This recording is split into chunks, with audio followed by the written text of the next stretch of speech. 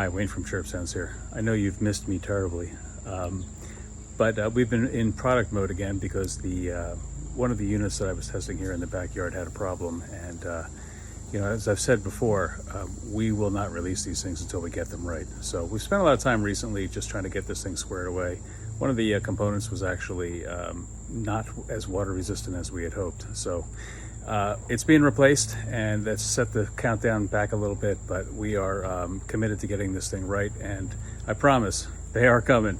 We're going to be resuming the production real soon on the first 100 units, and I will let you know when those are coming. But again, we're just not willing to compromise on getting this thing right and having it sound fantastic, and you will get them soon, I promise.